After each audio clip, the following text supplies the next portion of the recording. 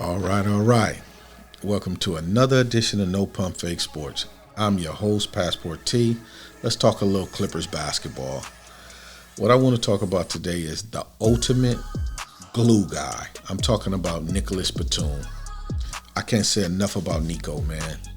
Nico did his thing last year for the Clippers. Everything they asked of him, he did it.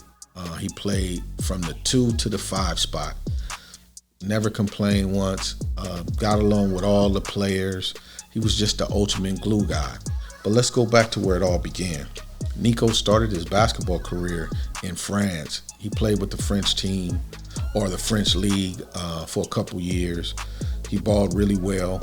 But in 2008, he basically wanted to try his hand out at the NBA. And that's exactly what he did. He signed a 3-year deal with the Trailblazers. I think the third year was an option. So he went into camp. Not many players knew him, so of course he wouldn't be a starter. And at that time, if you guys remember, Portland had a really good team. They had Travis Outlaw playing Nico's position. They had LaMarcus Aldridge playing the 4 spot. They had Brandon Roy, Jared Bayless. So they were a playoff team, and they were really, really good. So they went into the season, and after the third game, Travis Outlaw went down with an injury. And man, this is where Nico stepped in. He started balling, and immediately you could tell the kid had game. And he put the NBA on notice that a French kid is in town with serious game, and I'm somebody to be reckoned with. So he showed everybody that he could ball. And he went on through that season, man, starting, and he played really well for Portland. So I just love Nico's game.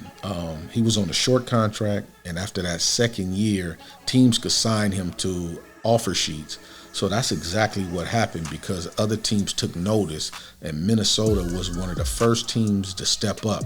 And they offered him, I think, a 3 or 4 year deal for like $46 million. So somewhere close to like $11 million a year. But Portland wasn't having it. They said, no. They matched that offer sheet and kept Nico in Portland. So Nico played with the Blazers a few more years. And I'm not sure what the organization was going through at that time. But in 2015, they decided to trade Nico to Charlotte. So Nico went over to Charlotte. He was the same old Nico, was still balling, still fitting in with the players. But unfortunately, Charlotte sucked.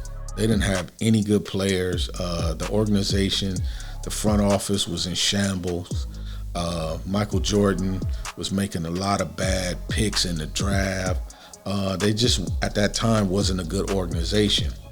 So Nico, basically that next year, Nico signed a 5-year contract with Charlotte for, I think it was $120 million.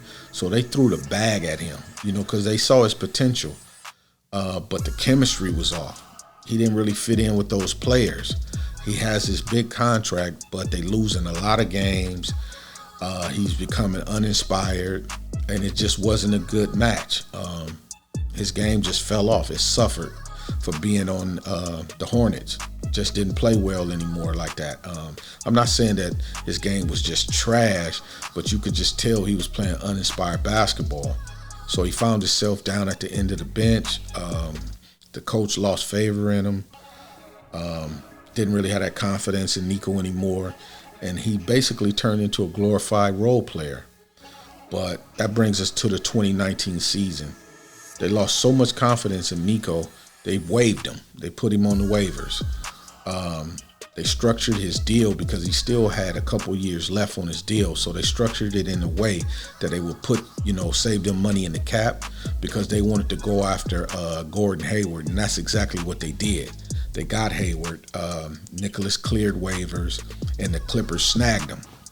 They brought him in on a minimum deal, and immediately you saw the chemistry that Nicholas had in a new environment with a new team, new players.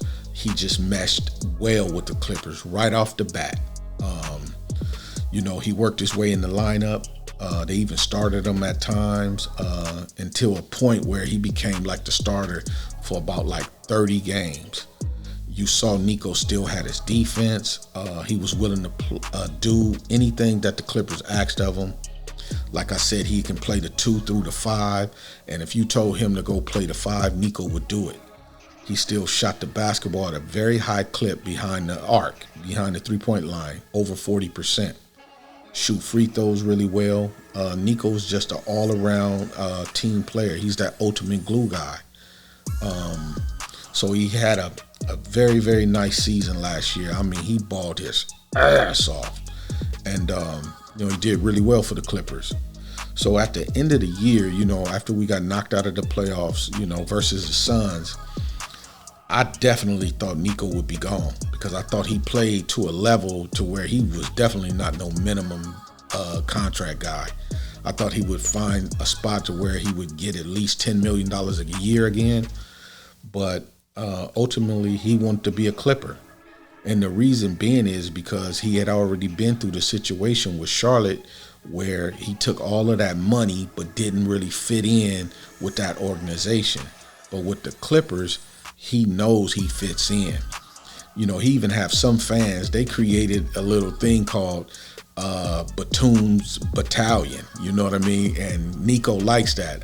They giving him love in LA, man. We love Nicolas Batum. So I think, he took that into account when he wanted to sign his deal. And he signed back with the Clippers for only like $6.5 million a year, like 3.2 a year.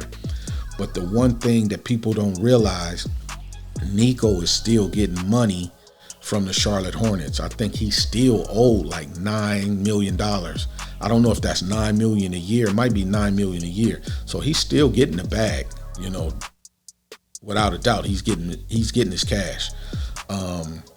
But really, man, that's all I really have. I just want to know what you guys think about Nico. Do you believe he's still that guy? He could be that glue guy for the team. Do you guys think he should start? Or do you think they should start Marcus Morris over him at the 4 spot? Let me know what you think in the comment section. This has been another edition of No Pump Fake Sports. I'm your host, Passport T, and we out.